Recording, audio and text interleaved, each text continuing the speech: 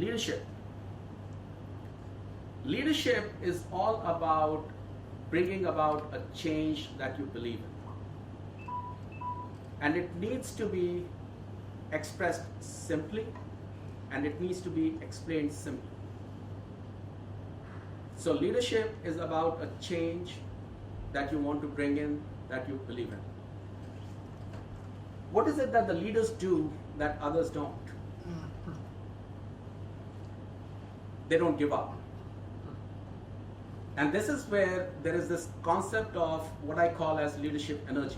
Leaders have the energy that helps them to keep going with the overall vision and overall objective that they have set for themselves and for the team, because they are passionate about that overall change that they want to bring about. It is about persistence and resilience. If you're trying to achieve anything worthwhile, you will always face challenges. There will be resistance to change. There will be obstacles. The only way to succeed is through persistence and resilience. But persistence and resilience does not mean being stubborn. So there are times when you need to take inputs from everybody and keep on updating your whole plan and strategy in terms of how you want to achieve it. But it is about persistence and resilience that you achieve whatever you want to bring in. On the other hand, it is about integrity and consistency. It is about being consistent in everything that you say or do. It needs to be aligned with what your overall vision is. It needs to be aligned with what your overall change that you want to bring in and how you want to bring it. For example, you can't be talking about creating a world-class organization on one hand and then talking about cutting corners in another, in the same breath. You can't be talking about that customer is the most important person in our organization and then talking about how you want to beat up a customer when the customer doesn't behave well. So there needs to be consistency and integrity around what you say and what you do. The traditional way of saying it is walk the talk, but I think it goes beyond that, because it is about creating the culture. It's about making sure that even when you breathe and eat and do whatever, it needs to be aligned with what your overall vision is and overall purposes and overall strategies. So it is about persistence and resilience. It is about consistency and integrity.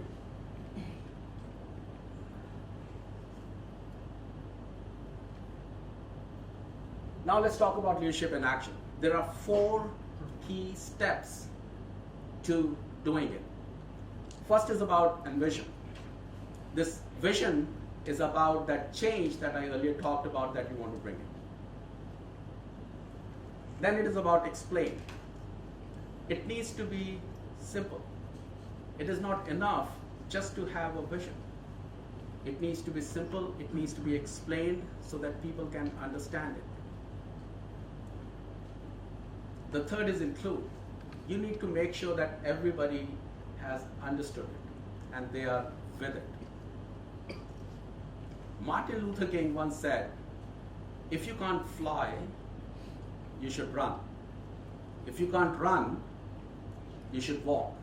If you can't walk, you should crawl. And one of the guys in the audience said, but where are we going? So you need to check and validate with your people all the time that they have understood. So it needs to be simple, it needs to be explained easily, and you need to make sure that people are with you, they have understood, and they're going with it. Finally, it's about execution. I think this is probably the most important part of this whole thing. A vision without execution is just a dream. So I've heard people who say, oh, I had such a brilliant vision, only if these idiots could execute on it. If it can't be executed, it's not a good vision. So vision has to be executable. There's this funny joke that I came across, where there is this bunch of convicts in a prison. They're trying to break the prison. So the leader of the pack is telling everybody, he says, okay, so tomorrow we will start at noon when the sun is setting. And one guy, meekly raises his hand and says, boss, but sun never sets at noon. And he says, hey, we'll work out the details later, focus on the big picture first. So the execution needs to be in line with your overall vision and strategy, otherwise it is no good. It is useless. And one of the very important examples of this is, when Dell came into being. I think now it's struggling with its business model. But when it came and became the market leader in PCs, their whole business model, the strategy and execution was like this. Because their whole strategy was that we are not going to have any stores. We are not going to keep any inventory. You go to online, you create your PC, place an order, they'll start building it, and then ship it to you. So their whole strategy and execution, so it's like totally hand in hand. It's a clear example of where there is a total overlap between strategy and execution. So strategy, the whole vision part and execution part, it is extremely important for the vision to be simple and to be executable. Otherwise, it is absolutely useless.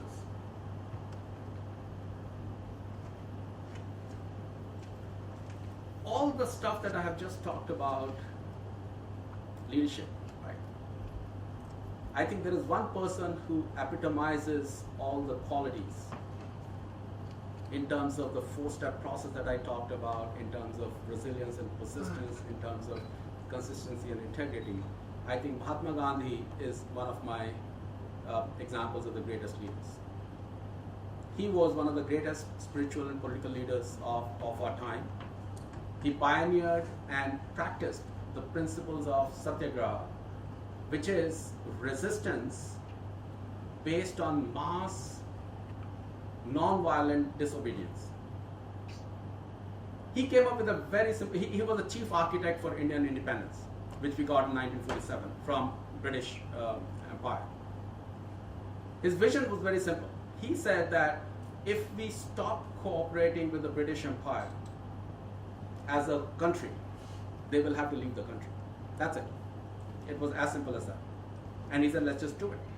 Non-violent disobedience, non-cooperation. That's it. Simple thing. He created a simple vision. He explained it to everybody, and everybody was with it. The whole country was behind him in this movement, and we got the independence. How much simpler can it get? Let's just stop cooperating with the British Empire, and they will leave. They have no choice but to leave. He was also a major inspiration to Martin Luther King and Nelson Mandela in their own efforts in terms of what they. So he, in my view, epitomized the characteristics that I talked about earlier about persistence and resilience, consistency and integrity, and he lived it. Whenever there was even a slight violation of his basic principles, whenever the movement got violent, because it was tough, he would stop the movement. He would say, okay, we're dropping it, that's it. This is about consistency. So unless you are in line with what the overall vision is, if you create one small crack in it, it's gone.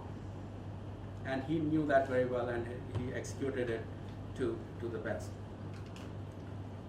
Therefore, there are aspects of leadership that have changed, as I said. The whole concept of leadership from behind, about humility, respect, persistence, consistency, etc. Because the workforce has changed, because innovation is more important.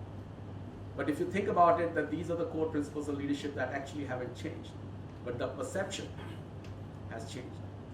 So these are the concepts of leadership that I think one needs to imbibe if you want to be successful in the new business world.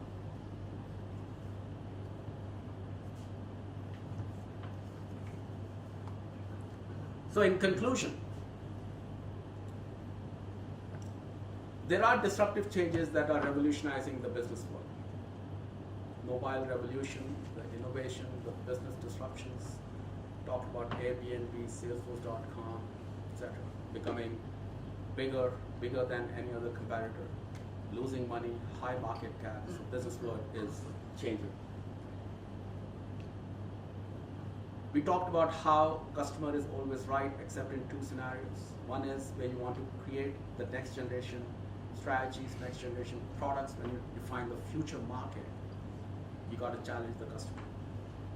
And second is the concept of challenge the sale. But for that, you need to have a deep understanding of the market, the competition, and the products.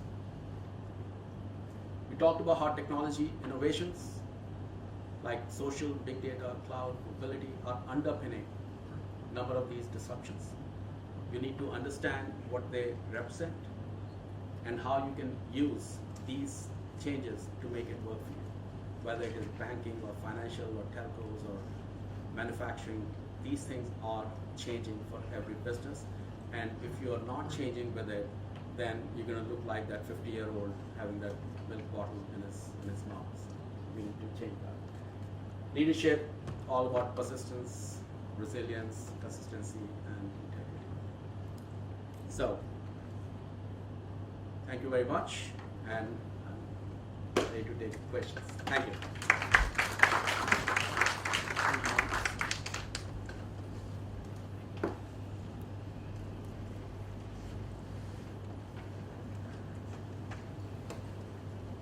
Thank you, Mr. Lalit Gupta, for your nice presentation here, and I would like to thank you very much for everything you have said. But just one question, please. You mentioned that a couple of companies are not really profitable in terms of market, but they have got very high market value. But my question is, how can they survive? I mean, if they are listed companies, what's the shareholders' expectation from them? Very good question. I mean, it is the same thing as when Facebook went IPO. It was losing money at that time. They've just turned, profitable recently. The whole concept of mobile revolution and connectivity, it creates the whole world as your customer base, right? So, for example, let's say, to answer your question in terms of why are shareholders giving it so much value, although they're still losing money, is based on future profitability. So they're going by customer base because the customer base is growing. So if you look at Salesforce.com, it is growing at 30% every year, right? Similarly, Uber, Airbnb, they're just growing dramatically. So what is projected is that by 2020, they're going to be $10 billion and making $3 billion a year, et cetera, et cetera. So there are projections that people believe in, based on the disruptions that they have caused, and because of which the valuations are high. Okay, so it's all about company growth, not like obviously they're not paying any dividends or anything, and absolutely not. Absolutely not, because their net income is obviously, you said, sometimes in minus figure. Yeah. So Airbnb is losing money, Uber is losing money, Facebook recently became profitable, Amazon, one of the biggest disruptors. If you look at it, they're barely making money, and they are now bigger than Walmart. So I mean, the only exceptions in this scenario are Apple and Google. I mean, they are highly profitable, hugely profitable, hugely cash rich. I mean, they are like a finance person's dream. You look at those companies, the financials are just so wonderful. And that's the reason why, if you look at all the new innovations that Google is working on, because they're able to siphon off the cash from all the business they're doing into those innovations. Self-driven car. I mean, you think fit and they're working on it. So all the new. One of the things that I forgot to mention is that the next biggest disruption, in my view, is going to be in the payments industry.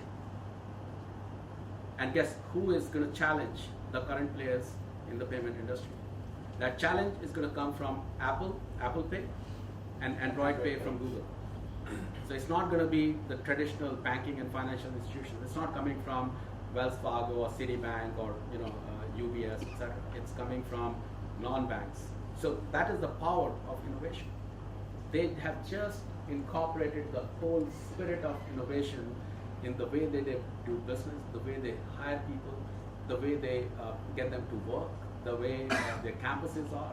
You'll see people wearing flip-flops in their bikes, running, and there's no tracking of how much time they're spending. They're supposed to spend their time.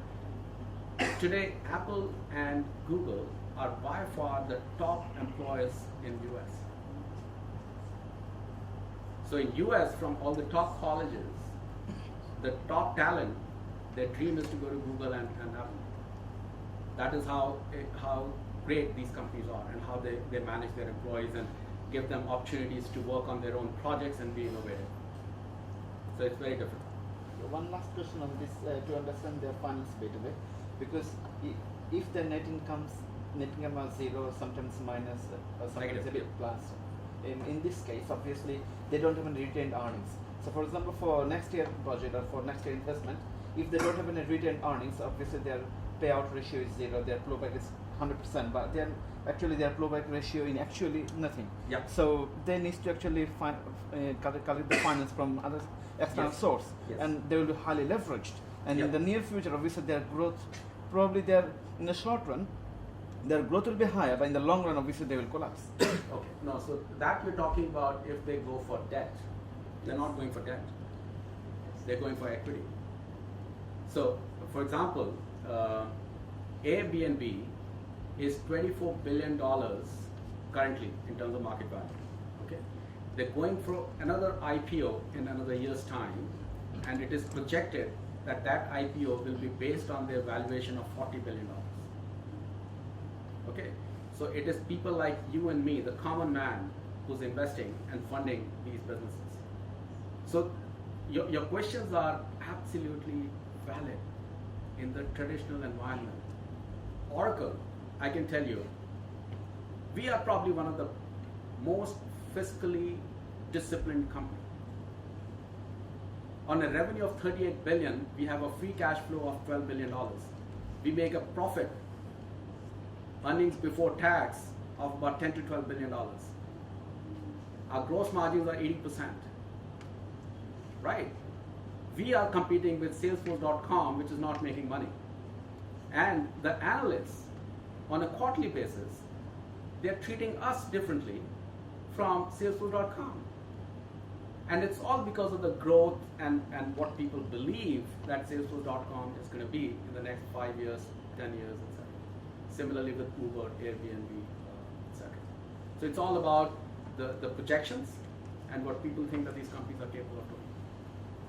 Okay, so if you say that they are now going to the external sources and mainly they are for the shares, Yeah. they issue shares, then obviously if we assume a company with 100% share policy, and sometimes in theory, obviously in future they may face some problems with their management and everything. Do you think so with them? Actually, I'm not a finance person, but I can, I believe that, there are businesses that are going to be successful in 10 years' time. There are businesses that are going to fold up, right? So the businesses that are going to fold up, right, and I'm pretty sure that when we talk about Uber and Airbnb, etc., these are probably 3 of the 3,000 such ventures which are successful, right? So there are 2,997 ventures that went bust. So there are people like you and I who invested in those ventures, or venture capitalists or whoever, they lost their money. So so what we talk about is basically just some of these rising stars, and it is good to talk about that because they're creating major disruptions. And as I said earlier, it's revolutionary, not revolutionary. But there are few, and there are lots of them that don't work.